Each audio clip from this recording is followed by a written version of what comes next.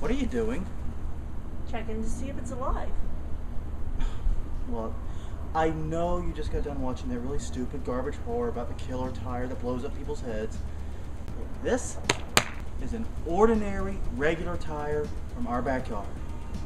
Nothing special about it at all. You sure? There's no way this tire could hurt anyone. Are you sure about that? Positive. No way.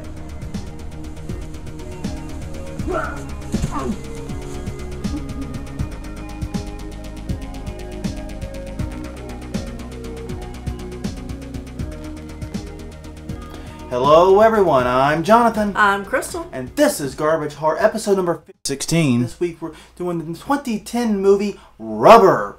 And no, it's not a porno. No, unfortunately, it's not for you. I'm sorry for all you dirty-minded people who click this video expecting a movie about condoms. You're not going to get that. No, although there is a movie about a killer condom. But Well, that's another week. Yeah. So, anyway, so No. this story actually is a story of growth, of finding oneself and what you enjoy in life. it's coming into the world, Yeah. discovering what your true talents and capabilities are, falling in love, Yeah.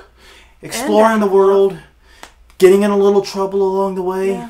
maybe overstepping your boundaries. And it all centers upon a tire. A car tire Yeah. named Robert. Yes. Uh-huh. Has to be French. Yes, it does. Well, it is from French director Quentin Dupuis, Right. so it absolutely has to be a French film.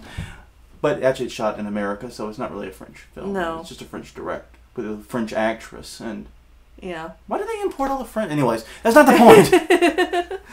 There's a lot of French people in this film, is all I'm saying. Right. But anyways, yes, this is a movie about a tire. Yes. A killer tire. Yes. Basically, where do you start with this movie? The beginning. At the beginning, All right, obviously. So start at the beginning, Crystal. Okay, well, we start off with a guy in a desert standing near some chairs. And carrying a whole bunch of binoculars. Yes. We have no idea what's going on. Then a car comes and runs over the chairs. And bear in mind, there is no dialogue at this point. No. So all you're doing is getting visuals. And then Yes. the cop gets out of the trunk of the car. Out That's of the trunk, important. And then does a monologue. About the meaning of no reason. No reason. Yeah. Why does he do it? No reason. Why does this movie exist? No reason. It's an homage to no reason, as they put it. Yes. And that's a theme that stays throughout the movie. Mm-hmm. And then the cop gets in the car and leaves, and we Mm. find out that the binoculars are actually for an audience that's watching the movie as if it were being put on as a play. A long distance play, I guess. Yeah. It's weird because you're the audience to the movie, Right. watching the audience of the making of the movie or the play that the movie is, or... Yeah. My head's about to explode trying to explain or figure this out. Yeah. Basically, you're watching an audience that's watching the exact same shit you're watching. Yeah. How's that? Only you're also getting Give me their some- input. Yeah, getting their input. Think of them as like the choir from a Greek tragedy or something like that. Yeah. So basically speaking, he leaves on his bicycle. Why he didn't get a car is another question. No reason. That's going to come up a lot, actually. Yeah. And all our spectators focus in on a dump, or at least a dump site. Right. And a tire comes to life in the dump, and then proceeds to go out in the world. And find his true meaning. Find his capabilities, learn what he is able to do. So he learns he can roll over things. So he crushes a scorpion and a bottle, then a scorpion. Mm-hmm. And then when he can't crush a glass bottle, he shatters it using his special... Mind. His mind powers. I forgot the big fancy word for it. Yeah. Psychosemantic, I think it was. No. It doesn't matter. Anyway. Anyways, he blows it up using his psychic powers. Yes. And he goes on and proceeds to step up and continuously exploded bigger and bigger things until he actually starts exploding people. Or at least their heads. Yes. And that kind of takes us through the concept of the movie. Right. The only thing we left out is the girl Yes. The Yeah. love interest. that he sees, named Sheila is the character name, though I don't believe it was actually mentioned in the movie. No, and I don't No believe reason. she has any speaking lines either. No. She's a very Unless beautiful... sign language counts as. Very beautiful woman. Actually, French actress. I cannot pronounce her name to save my life. I apologize to her. But she's actually best known as the pretty sister from the movie Fat Girl, if you are familiar with that film. But she is kind of the love interest, and the tire takes a real shining to her and is following her around and kind of protecting her in a very weird way. That's the movie. Yeah. There you go, folks. If that sounds like a movie you're interested in, the review's over. We'll see you next week. But I mean, really, it's a very WTF movie. And it's by design. Yeah. I mean, like American Astronauts, Die You Zombie Bastards. It's a movie that is weird for weirdness' sake. Right. And there's a lot of very little moments in there that are extremely WTF. Like when Sheila is at the diner and she's eating some food and she's just pouring orange juice onto her food and stirring it in. Why? Right. No reason. When she exits the diner, does she merely open the door and leave? No, she knocks the whole son of a bitch down. Why? No reason. I mean, it's a movie filled with these little interesting things, like the accountant character. He's in his room. He talks on the phone. Camera pans. There's a turkey in the room. Why? Well, there is a reason for that. But it comes up a little bit later than we're willing to cover because of spoilers. But no, it's a very weird, bizarre movie. I mean, it starts out with the premise of a killer tire, and it constantly has moments that go beyond it in weirdness. So, I don't know, you want to just kick off good, bad, best, worst? Because I think that's the best way to do any movie. Okay, the good. Crystal, you're up. Robert the Tire. Yay, Robert! Yes. You actually, for a character that is a tire and has no speaking lines. No facial expressions, no... Nothing. No means of communicating his emotions other than his actions. Right. You actually, get a lot of character and feeling out of this tire. Yeah, I hate to say I emotionally connected with a tire a little. Yeah. But especially in the first sequence where he's getting up and he rolls a little ways and falls over, then he gets up again and falls over, and he's really struggling to learn how to, I guess, walk, fundamentally, what we would think of it as humans. It's like a newborn. You really go, oh, that poor tire. And then he starts exploding stuff. Like, whoa, Robert! We were buds, man. Yeah. But for me, my good's actually connected to yours. Yeah. Oh, you said you have anything else you want to say on that? Oh, I was going to say no. Okay, well, my good's connected, so you get your chance. It's the special effects in this movie. For such a relatively barren, empty movie, I mean, the movie with the desert and the characters and the sparse dialogue really feels very empty in a lot of spaces, and that's not necessarily a bad thing. But it draws a lot of attention to the special effects, all the movement, anything that is going on, immediately gets all the attention. Not like a Michael Bay film where all the time. No. It's not like that. It's a very, slow, empty movie. But the special effects are amazing. Robert the Tire is incredible. And we're not going to tell you how he's done. If you want to find out how he's done, look it up. You can Google that one easy. We actually did before going on this. Yeah. It's very fascinating. They use a combination of techniques and whatnot. Right. I'm not giving away the exact techniques. No. But it's interesting. Read the director as he talks about it. It's pretty fascinating stuff. Right. But you can watch this movie very intently. Look for, the remote control. Look for the wire. Look for what the guy pushing. Whatever you think it is. Look. It's not there. And they include a lot of very subtle effects that you really have to pay attention for. And if you're not really looking, like the scene where after he's sleeping, when the tire is breathing. Yeah. You see the tire literally breathing like a human being. Very subtle, very easy to overlook and miss. But very awesome. And you're going to wonder how they did it just merely watching this film. The special effects are awesome. Not only that, but the dummies that they blow up. Oh, yeah. Are also very cool. Yeah, the bunny, the scorpion, not the scorpion, let's crush the scorpion, but yeah, the various, and the heads that they blew up, very good effects there too. The best one being the guy in the truck. Yeah. Because, I mean, it actually looked like the guy. Yeah, it did. It was really cool jump cut there. You could tell there was a lot of effort put into these effects, and it was actually essential because otherwise it was going to be patently obvious what was going on because so much of the attention was focused on them. Right. And that, I got to say, it paid off beautifully. Great job on the effects. Absolutely smashing work there. I guess the bad.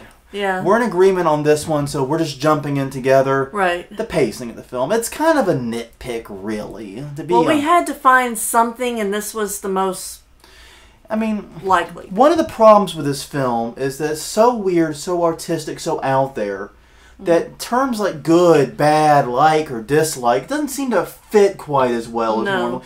I don't think our enjoyment or your enjoyment of this film is paramount. Mm-hmm. It's kind of like Dada art in that regard. How do you say what's good or bad about Dada art? It's very, you know what I mean? Mm-hmm. And so that's kind of the problem here, is what's bad is often intentionally bad. Right. And so the pacing is one of those things, but it is one of the things that actually hamper the enjoyment of the film a little bit. Basically, the pacing of this film is very slow in general. Like I said, lots of desert, very empty scenes, not a lot of dialogue, not a lot going on. And this film likes to push you to the brink of nodding off, or the brink of losing interest, and then snaps you back in. Right. So it's the roller coaster of it's like that over and over and over again. So, but for all that, it is beautiful scenery. It is gorgeous to look at. It's just a lot of it. Yes. Okay, the best, Crystal. Best. My best is Lieutenant Chad. He is the first person to speak in the film, and indeed probably one of the best, if not the best. I would agree. He's the cop that gets out of the trunk. He has several scenes later, and I love his character. He's amusing to watch. I look forward to it. An enigma in every respect of the word. Yeah. You don't really know what's going on, and you don't really know what he's orchestrating, if he's orchestrating it. Well, you know what I mean? It's very confusing what his role in it all is. Right. But, and you don't, and there is a twist, so I'm not going to go into that. But after he reveals it, you don't know whether he's right or wrong. Yeah, we can almost reveal it because it doesn't make any difference. But the point is, he's a very bizarre, intriguing character. And that monologue he has in the very beginning, I think, is probably going to go down as one of my favorite monologues in any movie I've ever seen, to be completely honest. So I really like Lieutenant Chad, too. But I actually had to go with his cohort, the accountant, as my best. Yeah. This guy is the first guy you see in the film. He's the one carrying the binoculars. He's a recurring character in the role. He's kind of the one responsible for maintaining the crowd and handling them and their various needs and their function in the film. He's just weird. He's very hard to nail down as a character, but he's a delightful enigma to try to figure out. He's very well acted, very well done, very well written character. And he fits in with this film somehow absolutely smacking perfectly. I don't know how else to describe him other than a truly well-rounded character in this movie. The worst.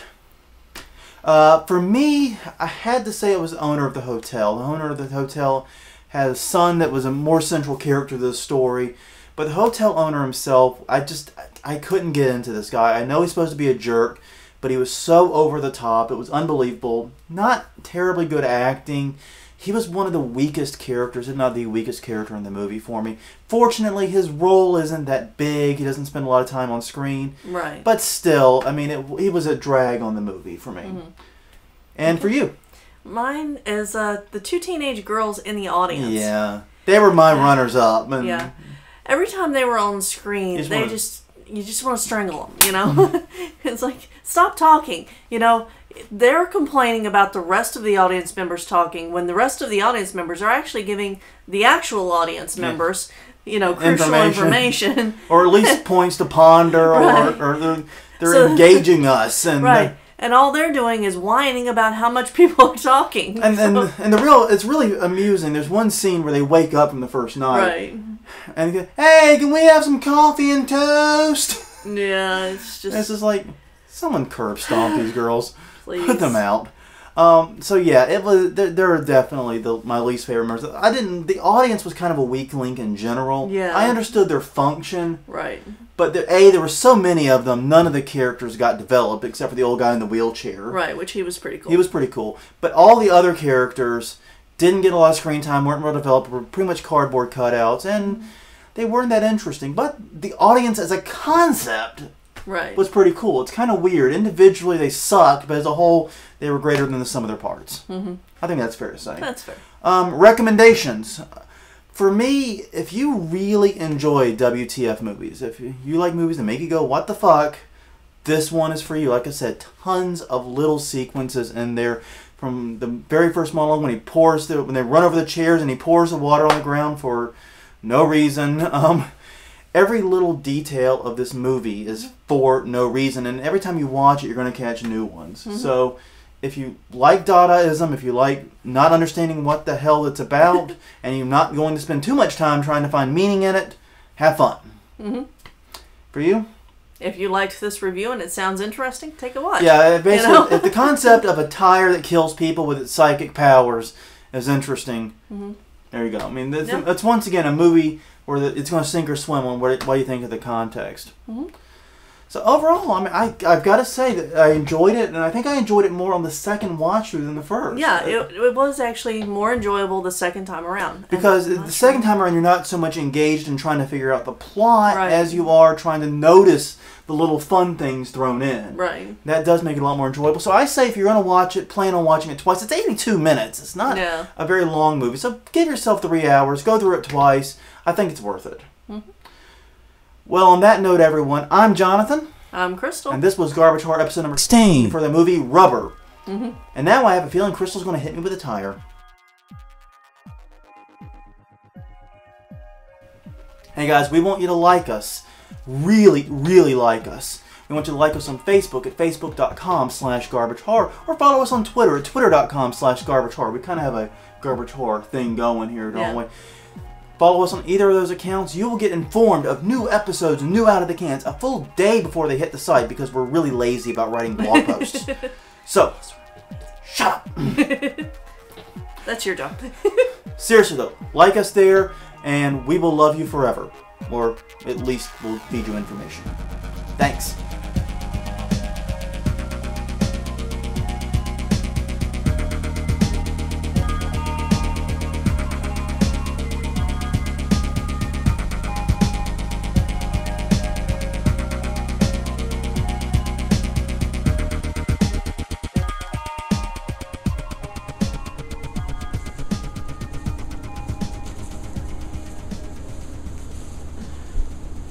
Why am I carrying an orange dinosaur that makes orgasming sounds? No reason. Why do ducks quack instead of go woof woof? No reason. Why did the chicken cross the road? No reason. Why did the priest, the rabbi, and the imam go into a bar? No reason. This review was an homage to no reason. Much like the movie it's a review of, it has no reason, no purpose for being. Like all great things in this universe, it exists for no reason. Stop being a pretentious ass.